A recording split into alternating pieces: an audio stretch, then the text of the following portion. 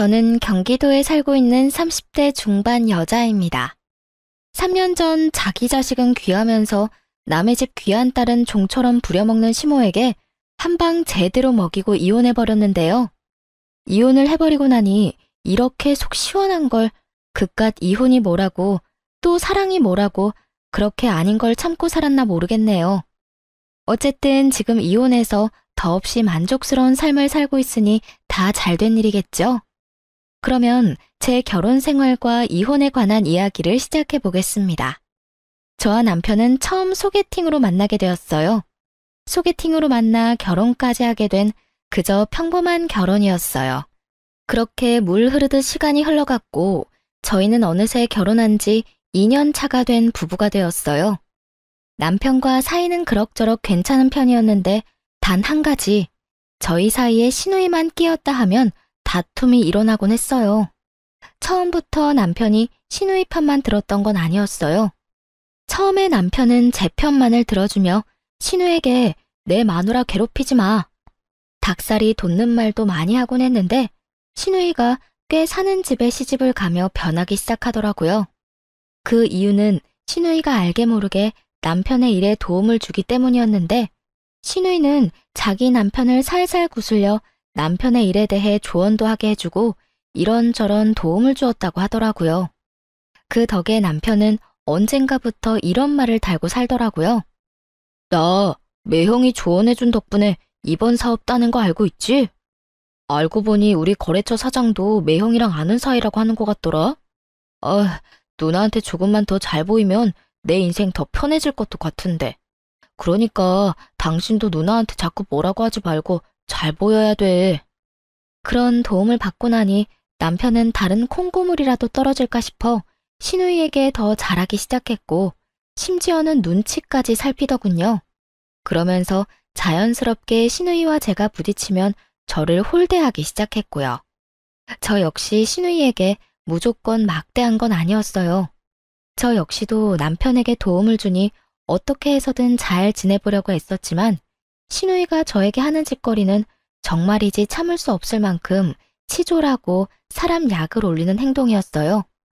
시누이가 처음 저를 화나게 했던 것은 제 물건을 말도 없이 망가뜨리거나 가져가는 행동이었어요. 신혼집에서 가까운 곳에 살던 시누이는 이런저런 이유를 대며 저희 집에 오곤 했는데 사실은 제 물건을 가지고 가려고 그렇게 자주 왔나 싶을 정도로 제 물건을 묻지도 따지지도 않고 마구잡이로 가져가곤 했어요. 큰 건 가방부터 시작해서 작은 건 액세서리용 귀걸이까지 가져갔는데 비싼 건 비싸니 말이라도 꺼낸다고 하지만 몇천 원짜리 액세서리는 말도 못하고 속에서 열불만 터지기 일쑤였어요. 그래도 그때는 남편이 제 편을 들어주곤 했습니다. 아직도 기억나는 사건이 있어요. 시누이는 그날도 저희 집에 방문했고 급하게 집으로 간다며 집을 나서려고 하더라고요. 딱 보아도 지나치게 큰 가방에 무언가를 잔뜩 넣고 말이죠. 그걸 발견한 남편은 가려는 시누이를 붙잡고 이렇게 말했어요. 누나, 뭘 또 가져가는 거야? 내가 뭘 가져간다고 그래. 생사람 좀 잡지 마. 제대로 좀 숨기거나 그런 말을 해. 누나 가방 지금 터질 것 같다고. 제발 그러지 좀 마라. 내가 집사람 보기 창피해 죽겠다고. 돈도 잘 버는 사람이 왜 그렇게 남 물건에 집착을 해? 왜 그렇게 남 물건을 가지고 가냐고. 내가 언제 이건 그냥 예쁘길래 좀 빌려가는 거야. 한여름에 오리털 패딩 입을 일이 뭐 있다고 빌려간다는 말을 해? 그리고 빌려가는 것도 아니잖아. 빌려가는 건 주인한테 물어보고 가지고 가는 건데 누나 집사람한테 아무 말도 안 했잖아. 시누이가 가방 속에 숨긴 것은 다름 아닌 오리털 패딩이었어요. 그것도 더워서 절로 짜증이 나는 한여름에 말이죠. 시누이는 남편의 핀잔에 민망하면서도 화가 났는지 가방에 구겨 넣었던 패딩을 내팽겨 쳤어요. 치사하다 치사해. 더럽고 치사해서 안 가지고 간다고. 그래, 더럽고 치사하니까 앞으로도 좀 가지고 가지 마. 이렇게 제 편을 들어주던 남편이 참 든든했는데 어느새 남편은 제 편은커녕 형님 대변인 노릇만 하는 사람이 되었더군요. 그날도 형님이 다녀갔고 전 이런저런 집안일을 하느라 형님에게 잠시 시선을 뗀 사이 또 제 물건을 가지고 갔더라고요. 이번엔 립스틱이었는데 친구가 선물로 주며 립스틱에 각인까지 새겨줬던 터라 유난히 애정을 가지고 쓰던 것이었죠. 아, 진짜. 형님 또 가지고 갔어. 또 내 립스틱 가지고 갔다고. 그딴 립스틱 얼마나 한다고 이 난리야. 그리고 가지고 가고 싶어서 가지고 갔겠어? 누나가 어떤 집에 시집을 갔는데 그냥 색이 예뻐서 발라봤는데 어쩌다 보니 가방에 들어갔겠지. 속상했겠다. 누나가 왜 그랬지? 이 한마디가 그렇게 힘든 거였을까요? 전 그 한마디면 됐는데 남편은 끝내 제가 원하는 말은 해주지도 않고 말도 안 되는 이유를 붙여가며 신우이 대변을 하고 나서더군요. 립스틱에 발이 달린 것도 아니고 가만히 있는 신우이 가방에 그게 들어갈 리가 없다는 사실은 남편도 뻔히 알 텐데 저딴 말이나 하고 있으니 화는 더 올라오고 있었어요. 그걸 가지고 갔다고 하지 다르게 할 말 있다고 생각해? 그러지 말고 당신이 뭐라고 좀 해. 당신 말대로 형님은 부잣집에 시집 갔는데 왜 내 물건을 이리도 가지고 가는 거냐고. 아우, 됐어. 사람 치사해 보이게 그런 이야기를 어떻게 해. 그냥 내가 사줄게. 그거 얼만데? 가격이 중요한 게 아니라 선물 받은 거란 말이야. 몇 번 바르지도 않았고. 비싼 거면 내가 직접 형님한테 말했겠지. 매번 말하기도 좀스럽게 꼭 이런 거만 가져가니까 더 미쳐버릴 것 같아. 그만해. 다음에 내가 만나서 잘 이야기할 테니까.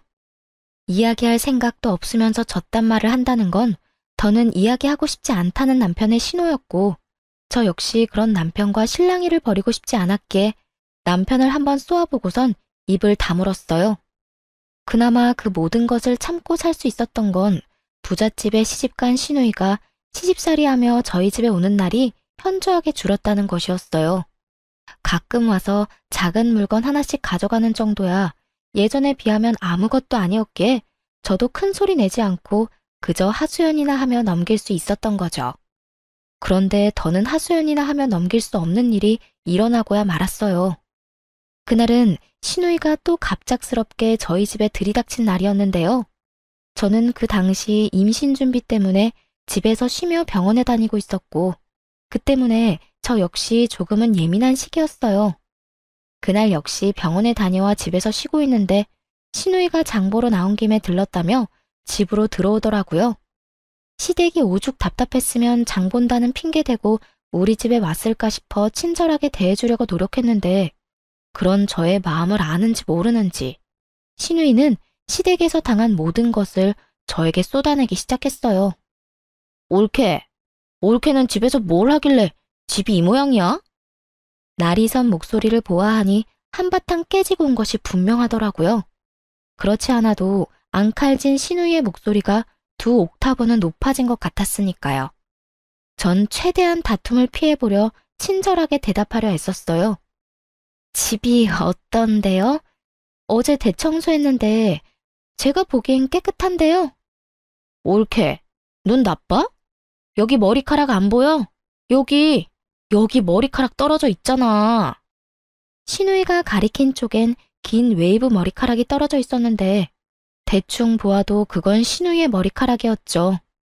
전 짧은 단발이었기에 저 길이의 머리카락이 떨어지려야 떨어질 수가 없었으니까요. 형님, 그건 형님 머리카락이잖아요. 그렇게 머리카락을 매만지니까 머리카락들이 버티겠어요? 그래? 어찌되었든 거슬리니까 얼른 치워. 어? 이거 못 보던 건데 새로 샀어? 시누이의 손가락의 끝엔 큰맘 먹고 퇴직금으로 산 명품 샌들이 있었고 전 순간적으로 아차 싶었어요. 뭐긴 뭐예요. 그냥 신발이죠. 이거 명품이잖아. 무슨 돈으로 샀냐고. 올케 혹시 집에서 놀고 먹으면서 내 동생 돈으로 사치 부리고 살아? 그 순간 확 성질이 올라오더라고요. 가정주부가 하는 일이 많다는 걸 누구보다 잘 아는 시누이가 저딴 말이나 하며 남편 등골 빼먹는 여자로 몰고 가니 더욱 화가 났던 것 같아요. 전 시누이의 말이 끝나자마자 언성을 높이며 시누이에게 따지듯 말했어요. 형님, 무슨 말을 그렇게 하세요? 형님도 일 안 하고 집안일만 하는데 놀고 먹기만 하는 거 아니잖아요. 그리고 이 신발 제 돈으로 샀어요. 그간 직장 생활을 하느라 고생했다는 의미에서 제 돈으로 산 제 신발이라고요. 신우이는 제 말을 듣지도 않은 채 명품 신발을 들고 이리저리 살펴본다 싶더니 이내 발을 우겨놓고 있더라고요. 신우이 발은 245 사이즈였고 제 발은 230 사이즈로 아무리 우겨넣는다고 한들 소용없는 짓이었는데 말이죠. 잘 넣으면 들어갈 것 같은데? 형님, 그러지 마세요. 그러다 망가진다고요. 에이, 망가지기는 무슨. 한번 신어보고 괜찮으면 나도 사려고 그래. 있어봐. 이렇게 하면 들어가려나? 형님, 진짜 그러다 뜯어질 것 같아요. 진짜 옳게. 안 뜯긴다니까. 혹시나 망가지면 내가 사줄게. 이까짓 거 얼마나 한다고 이 난리야? 신우이는 인정사정 없이 발을 밀어넣으며 뒤꿈치용 가죽 끝을 잡아당기고 있었고 결국 뚝 하는 소리와 함께 가죽이 뜯겨나가고 말았습니다. 형님! 어머, 이거 왜 이렇게 됐지? 멋쩍은 듯 웃는 신우이와 깊은 탄식과 함께 얼굴을 감싸지고야만 저의 사이엔 신우이의 얄미운 웃음소리만 맴돌고 있었어요. 그 순간 그간 신우이가 가져간 제 물건들이 떠오르며 참을 수 없는 화가 올라오더라고요. 하물며 저도 아끼느라 몇 번 신지도 않은 신발을 제가 그렇게 말렸음에도 불구하고 우겨넣다 제 눈앞에서 다 뜯어버렸으니 화가 나고도 남을 상황이었죠. 그 순간 정말 눈이 뒤집힌다는 느낌이 들며 신우이를 향해 그동안 쌓였던 울분을 토해냈어요. 형님, 진짜 왜 이러세요? 저한테 무슨 억하심정이라도 있어요? 그러지 않고서야 왜 저희 집에만 오면 이렇게 제 물건을 망가뜨리세요? 망가뜨리고 가져가 버리고. 형님, 저번에 제 명품 가방 말도 없이 가져가서 저하고 싸웠던 건 기억하죠? 그땐 뭐라고 했어요? 이제 제 물건은 더럽고 치사해서 쳐다도 안 본다고 하지 않았어요? 그 뒤로 어떻게 하셨어요? 그 뒤로 내가 뭘 어쨌는데. 난 그 뒤로 아무것도 안 가져갔어. 이거 왜 이래? 동서 그 정도 피해의식이면 병적인 거야. 병원에 가봐. 생사람 잡지 말고. 신우이는 제가 아무것도 몰라 아무 말도 안 했다고 생각하는지 딱 잡아떼며 저를 무슨 정신병이라도 걸린 사람 취급을 해대더라고요. 저는 그 모습에 더 화가 나 더럽고 치사해서 말하지 못했던 물건들을 집어주며 신우이에게 따져 물었죠. 병원은 형님이 가보셔야죠. 그 정도면 제가 아니라 형님이 무슨 문제가 있는 거라고요. 립스틱, 향수, 머리핀, 스카프 등등. 뭐라고 하기엔 치사한 것들만 골라서 하나씩 가져간 거 제가 몰라서 참고 있는 줄 아세요? 말 그대로 그런 걸로 입대기 더럽고 치사해서 안 한 거예요. 그런데 오늘은 이게 뭐예요? 제가 하지 말라고 분명 말했잖아요. 아니, 옳게. 진짜 말 너무 심하게 한다. 내가 무슨 도둑년이야? 내가 또 언제 내 동생 집에만 오면 동서 물건을 가지고 갔다고 그래. 그러면 아니에요? 올 때마다 꼭 하나씩은 가져가시잖아요. 아니거든. 몇 번 안 가지고 갈 때도 있었거든. 언제요? 있긴 있었죠. 저나 남편한테 딱 걸려서 안 가지고 간 게 아니라 못 가져간 적은 여러 번 있긴 하죠. 옳게. 진짜 그런 식으로 말할 거야? 알겠어. 내가 더럽고 치사해서 옳게 물건은 쳐다도 안 볼 거야. 진짜야. 이까짓 것들 얼마나 한다고 이 난리를 부리는지 모르겠네. 그냥 선물 줬다고 생각하면 서로 편하잖아. 선물도 제 마음에서 우러나야 줄 수 있는 거예요. 형님 같으면 형님한테 선물 주고 싶겠어요? 그리고 매번 이까짓 거 그러는데 다른 건 다 됐고 얼마 되지도 않는 이까짓 신발 가격 문자로 보낼 테니까 오늘 내로 입금해 주세요. 조금 전까지만 해도 당장 돈을 붙일 것처럼 굴던 신우이는 막상 제가 정말 돈을 요구하자 눈을 동그랗게 뜨고 저를 보며 이렇게 말하더라고요. 뭐? 지금 나한테 가족끼리 신발값을 받겠다는 거야? 네, 형님이 이까지 신발 망가지면 사준다고 하셨잖아요. 사주는 거 대신 돈으로 주세요. 형님이 짝퉁을 사줄지 중고를 사줄지 제가 어떻게 알고 신발로 받겠어요? 그러니까 돈으로 입금해 주시고 오늘은 이만 가주세요. 지금 당장 가달라고요. 저는 신우이를 밀어내며 닥달했고 신우이는 그런 제 행동이 어이가 없다는 듯 들고 있던 신발을 제 얼굴에 던져버리고 집을 나가버리더라고요. 그 순간 정말 생각 같아선 신발로 뒤통수를 날려버리고 싶은 걸 얼마나 참았나 모릅니다. 그래서 시누이가 돈을 보내줬냐고요? 아니요. 시누이는 끝끝내 돈을 붙여주지 않았고 그 후론 연락도 저희 집에 발걸음도 하지 않았어요. 고가의 신발값을 받지 못한 건 짜증도 나고 화도 나긴 했지만 빌어먹을 시누이를 안 보는 걸로 그 값을 대신한다고 생각하기로 했습니다. 그렇게 생각해야만 제 화를 다스릴 수 있을 것 같았거든요. 생각보다 시누이가 오지 않는다는 확신에서 주는 심적 안정과 평화로움은 더 달콤했습니다. 이런 컨디션이라면 그렇게 노력해도 안 되던 임신도 당장 될 것만 같은 기분마저 느껴졌어요. 그렇게 평화로운 시간이 지나고 있었는데 어느 날은 시모에게 시댁으로 오라는 연락이 왔더라고요. 이유를 물어도 대답을 해주지 않는 것이 미심쩍긴 했지만 오라는데 가지 않을 수도 없는 노릇이라 무거운 발걸음으로 시댁으로 가게 되었죠. 시댁에 들어서는 순간 저는 경악을 금치 못했어요. 시댁 거실 한가득 절인 배추가 보였고 그 한가운데에 선 시모는 저를 보자마자 일을 시켜 먹으려 들었으니까요. 왔니? 얼른 앞치마하고 오거라. 오늘 김장 좀 해야 해. 네? 김장철도 아닌데 무슨 김장이에요. 아니, 이게 다 몇 포기예요? 얼마 안 되는데 50포기는 넘는데 100포기는 안 될 거야. 그래도 내가 너 힘들까봐 절인 배추를 산 거니까 고마운 줄 알아. 요즘에 이런 시어머니가 어디 있니? 네, 이런 시어머니가 또 없긴 하죠.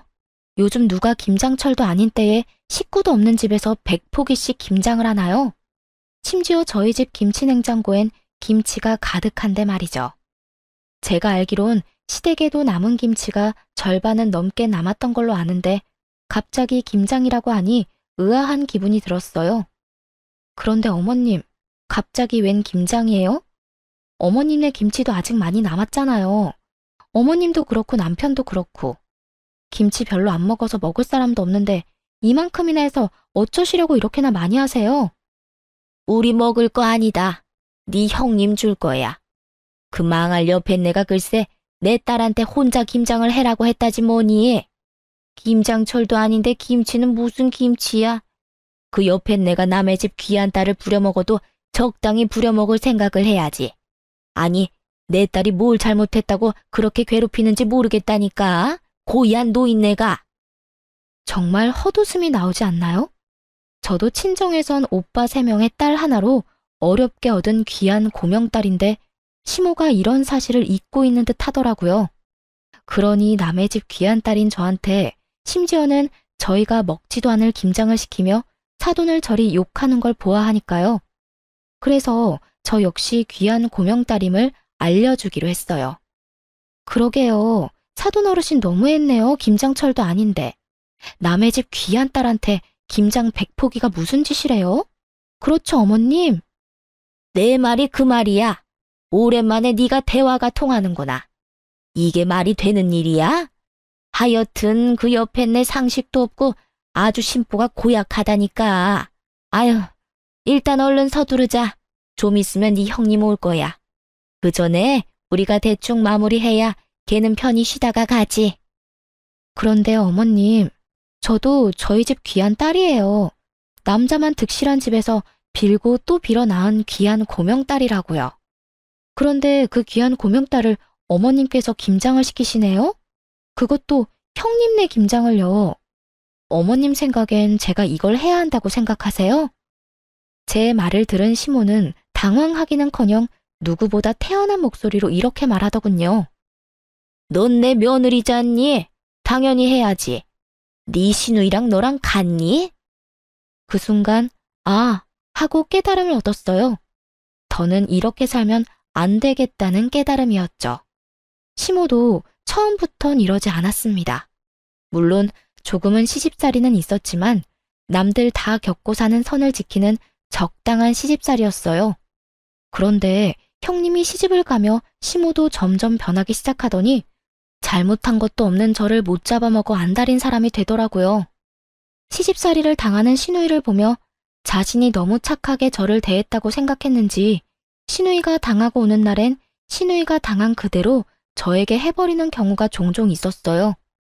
그간에는 어떻게 해서든 참아보려고 했는데 더는 참을 수가 없는 지경이었죠. 어머님, 똥 묻은 개가 겨 묻은 개 나무란다는 말 아시죠? 그래, 알지. 그런데 그 말은 갑자기 왜? 지금 어머님한테 제가 하고 싶은 말이에요. 형님이 그리 아깝고 귀하다는 분이 왜 저는 그렇게 식모 부리듯이 부리세요? 사돈 어른이 고약하다고요? 어머님도 지금 만만치 않아요.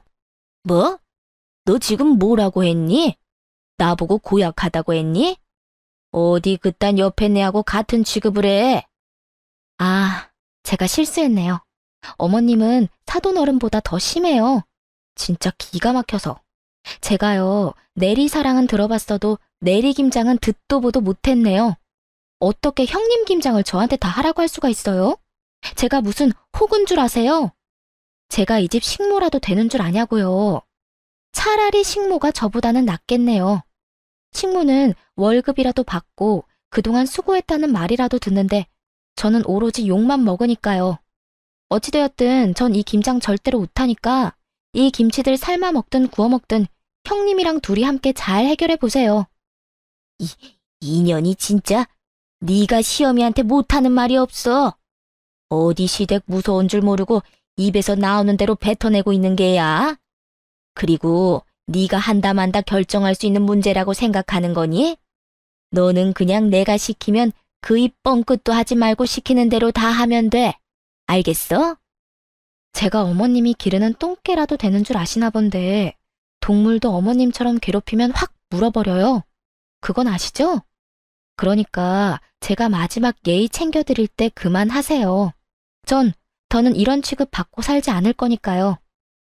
뭐야? 너 지금 날 상대로 겁주고 있는 거냐? 감히 네가 시어머니인 나를?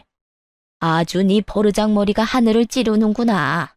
어디서 보고 배운 거 없이 이따위로 구는 거야? 시모는 그야말로 노발대발 화를 내고 있었고 저는 그러거나 말거나 집에 갈 채비를 하고 있었어요. 그 순간 시댁으로 시누이가 들어왔고 화를 내는 시모를 본다 싶더니 저에게 상황을 물어오더군요. 옳게, 이게 무슨 상황이야? 우리 엄마 왜 저렇게 화가 난 거야? 절인 김치를 보고도 몰라서 묻는 거예요? 형님네 김장은 제발 형님 혼자 알아서 좀 하세요. 나이가 몇 살인데 무슨 일만 있으면 쪼르르 친정에 와서 징징거리는 거예요. 아니, 징징거리고 끝나는 문제면 몰라. 왜 애먼 사람까지 스트레스 받게 만드냐고요. 어쨌든 나는 이 김장 절대 못하니까 형님 혼자 알아서 잘하세요. 저는 바닥에 떨어져 있던 앞치마와 장갑을 시누이 손에 줘버렸고 시누이는 제가 준 장갑과 앞치마를 내려다보더니 이렇게 소리치더라고요. 아니, 내가 이걸 왜 해? 우리 엄마가 올케한테 하라고 시켰다며. 그러면 올케가 해야지. 애초에 이건 형님 시어머님이 형님한테 시킨 거라고요. 이 말이 무슨 말인지 모르겠어요? 이 일은 애초에 내 일이 아니라 형님 일이란 뜻이라고요. 자기의 일은 스스로 하자. 몰라요? 몰랐으면 이참에 좀 아세요. 요즘 5살짜리도 자기 일은 자기가 알아서 한다고요. 너 지금 말 다 했어? 내가 5살짜리 애보다 못하단 이 뜻이니? 아, 다 됐고 내가 다 못 들은 말로 해줄 테니 얼른 일이나 해. 지금 이러고 있을 시간 없단 말이야. 얼른 하라고. 이럴 시간이 없으면 혼자 다 하시면 되겠네요. 전 그냥 집에 갈 테니까. 제가 무슨 호구인 줄 아나 본데 저 호구 아니거든요. 그러니까 이 김장 혼자 알아서 하라고요. 난 못한다고 몇 번 말해? 네가 하라고. 네가 다 하고 가라고. 제 말에 약이 오를 대로 오른 시누이는 제 얼굴에 쥐고 있던 고무장갑과 앞치마를 던지며 끝까지 저에게 생떼를 부리더군요. 처음도 아니고 2번이나 시누이가 던진 물건에 얼굴을 맞아버리니 화가 치솟아 오르며 이대로 가만히 있으면 안 되겠다는 생각을 했어요. 도저히 말로 해선 들어먹을 것 같지 않다고나 할까요?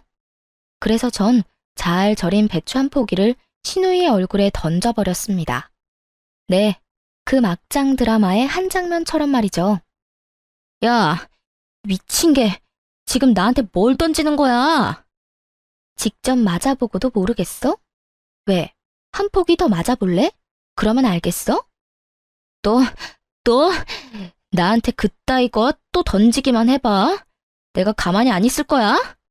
가만히 안 있으면 어쩔 건데. 그리고 너는 매번 나한테 이것저것 던져댔으면서 나는 왜 안 돼? 너 지금 나한테 너라고 했어? 감히 하늘 같은 형님한테 반말을 해? 하늘 같은 소리 한다. 정신 좀 차려라. 하는 짓거리는 땅보다도 못한 짓을 하면서 하늘 대접은 받고 싶어 하는 게 말이 된다고 생각해? 야, 더 하고 싶은 말도 없고 네 얼굴 보고 싶지도 않으니까 다신 나 부르지도 말고 연락도 하지 마. 그리고 이 김장도 네가 알아서 해. 알겠어? 야, 너 진짜 내가 가만 있을 줄 알아?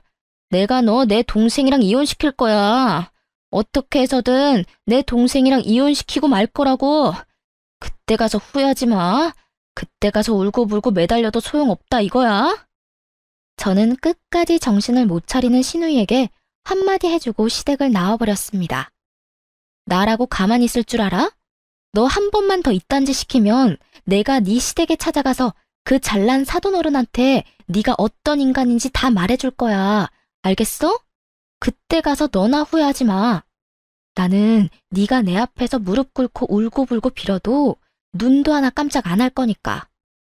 전 그대로 뒤를 돌아 집으로 돌아왔고 샤워를 한 후 소파에 앉아 화를 식히고 있었어요. 찬물로 샤워를 했는데도 얼마나 화가 났는지 열기가 식지 않더라고요. 가만히 앉아 아무리 생각해도 남편 놈은 시댁 편이나 들 것이 뻔했고 이제는 결정을 내려야 한다는 생각이 들었죠. 시댁 문제만 아니면 남편과 싸울 일도 없을 뿐더러 오히려 사이가 좋았던 편이라 이혼을 생각한 적은 있었지만 그건 다들 한 번씩은 하는 홧김에 잠시 해보는 생각일 뿐이었어요. 하지만 그런 일까지 겪고 나니 더는 이렇게 살고 싶지도 않았고 이 괴롭힘이 줄어들기는커녕 점점 심해질 것이 분명하니 이혼을 처음으로 진지하게 고민하고 또 생각하게 되었죠.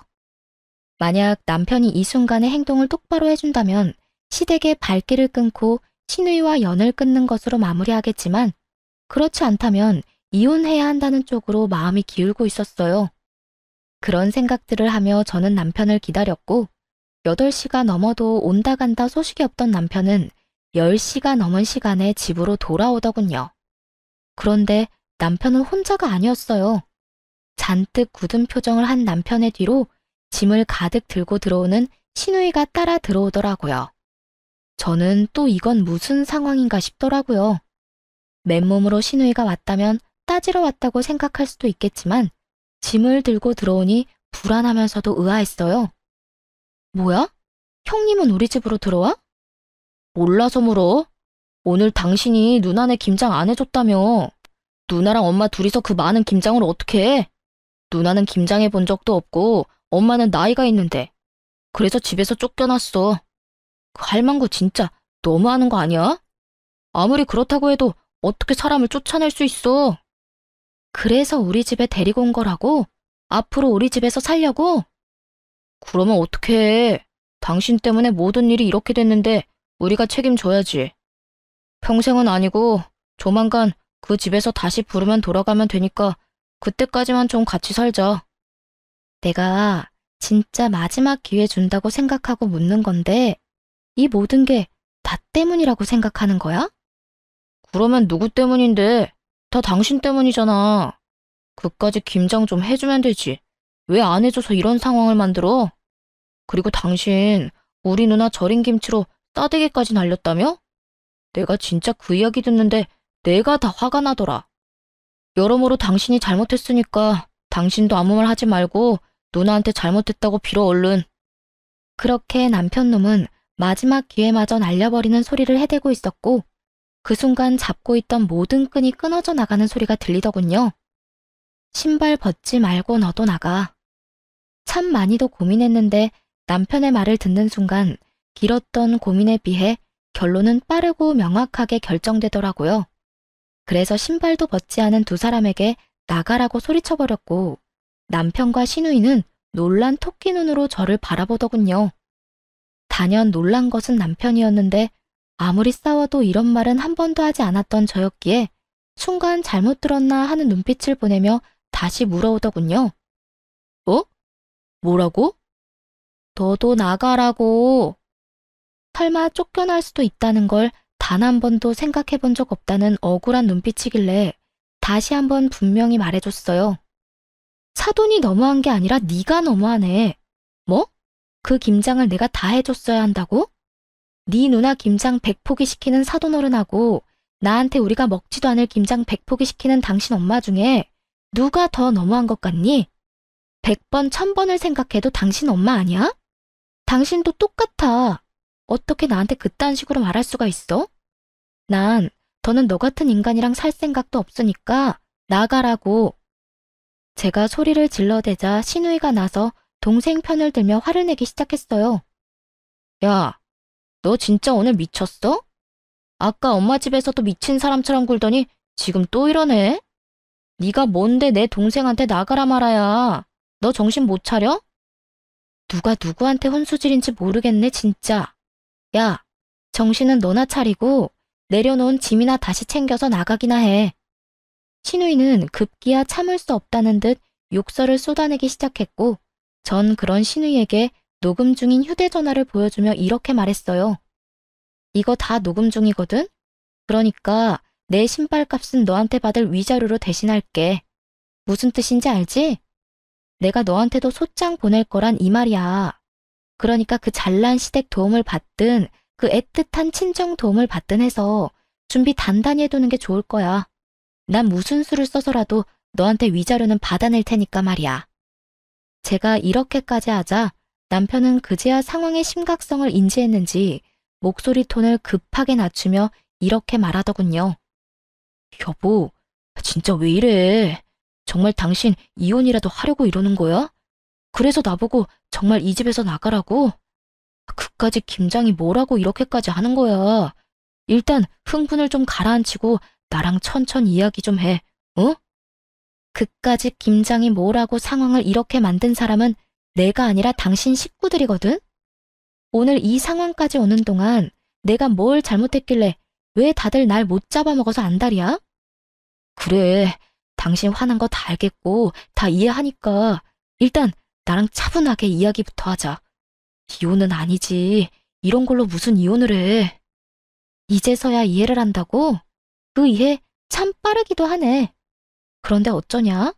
난 참을 만큼 참았고 더는 참을 노력도 인내도 남아있지 않으니까 그냥 이혼해. 이런 일로 이혼이 될지 안 될지는 법원에서 가려줄 테니까 그냥 이혼하자고. 그리고 이 집에서 당장 나가.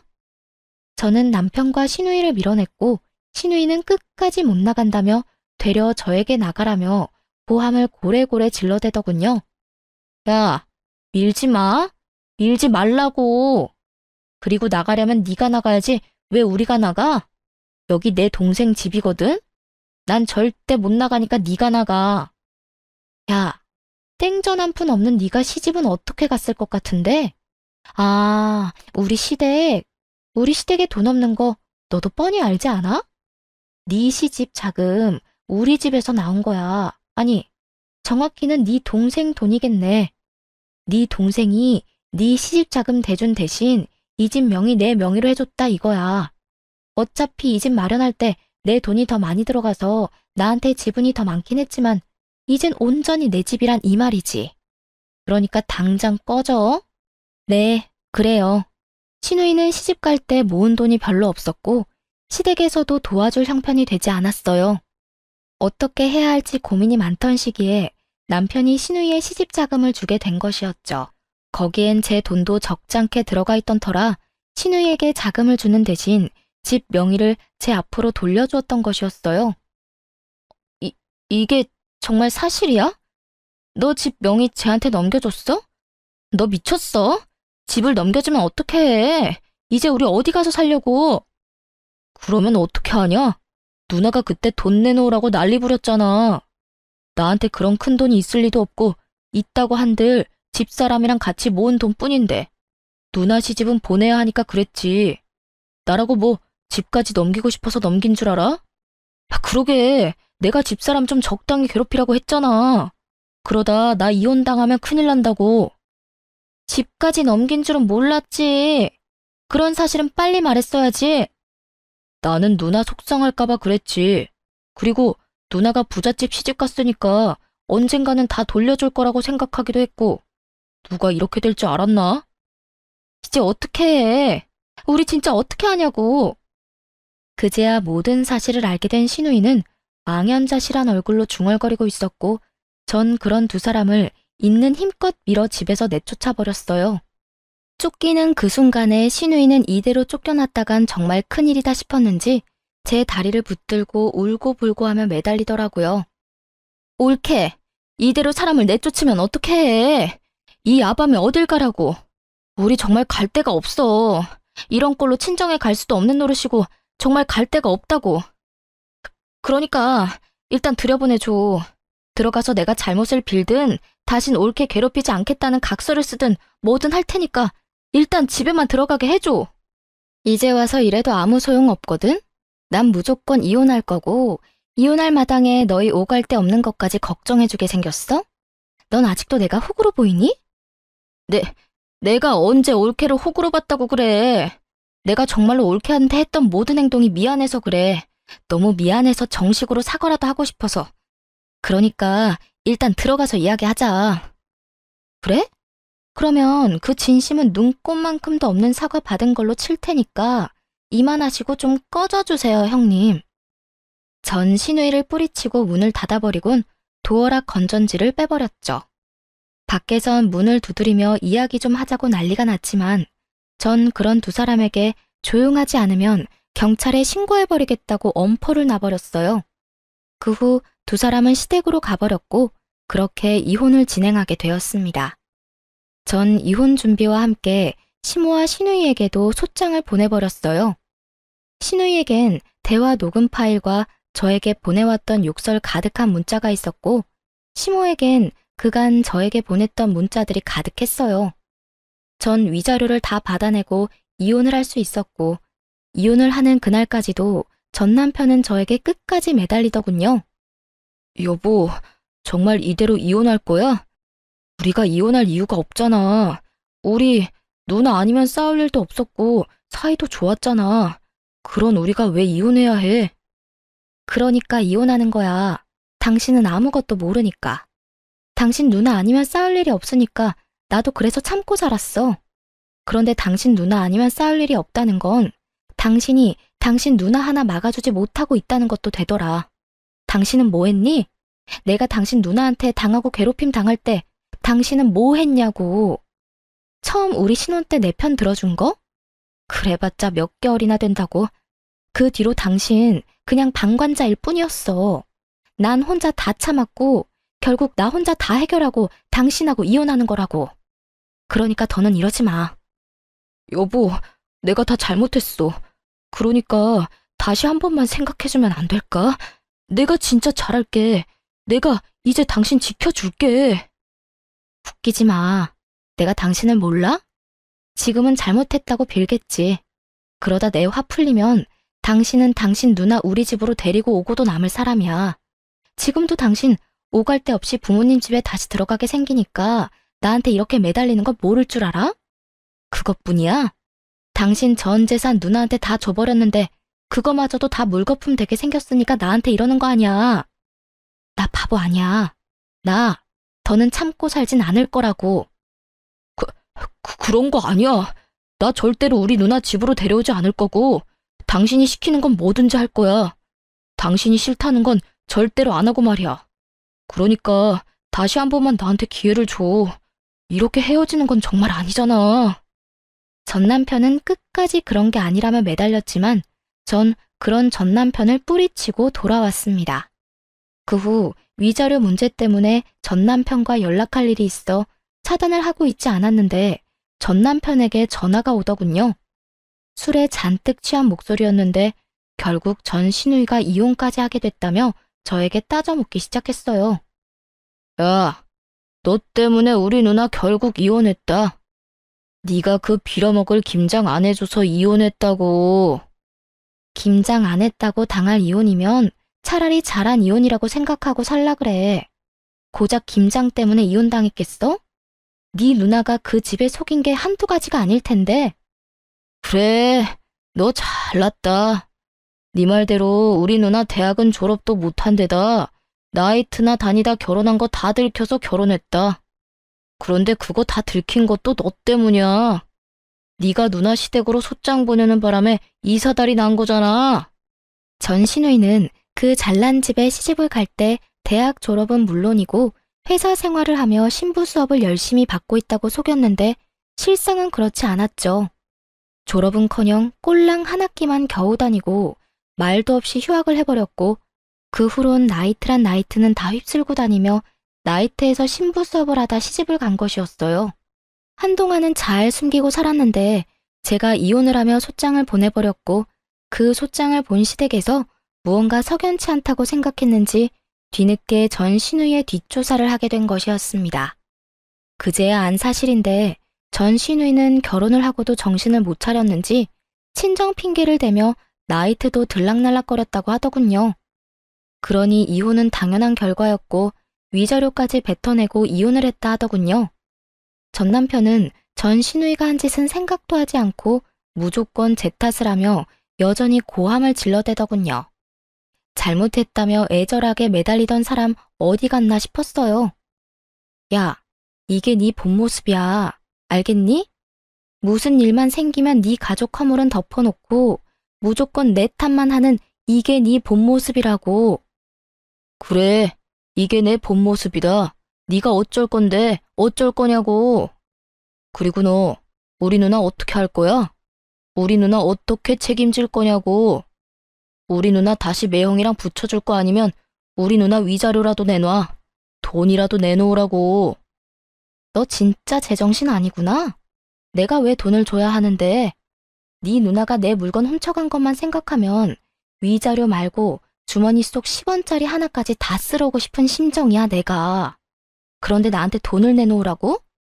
나한테 헛소리 좀 하지 말고 술에 취했으면 잠이나 자고 정신이 아프면 병원이나 가.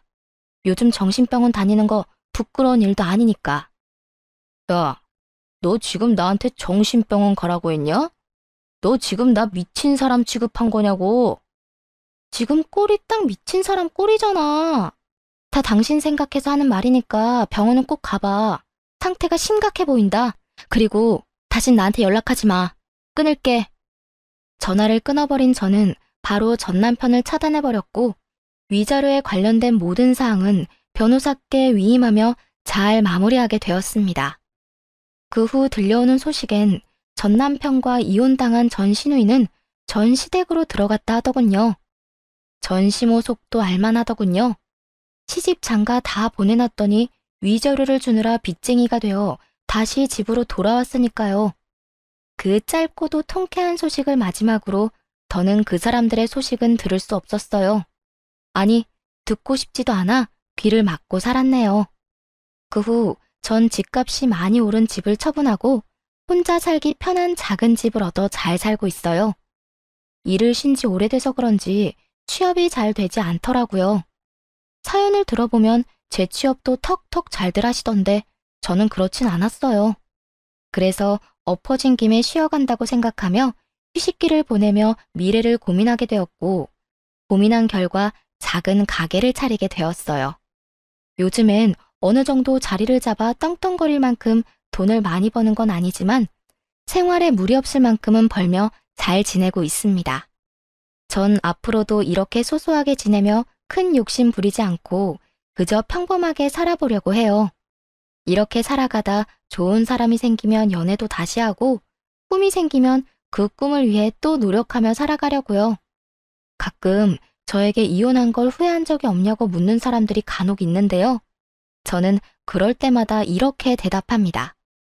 왜 진작 이혼하지 않았을까? 그 후회는 한다고요. 이거 하나만 빼면 우리 부부 사이엔 아무 문제가 없는데라는 말은 그 하나를 해결하지 않아 우리가 계속 싸우고 있음을 너무 늦게야 깨달은 것이었죠.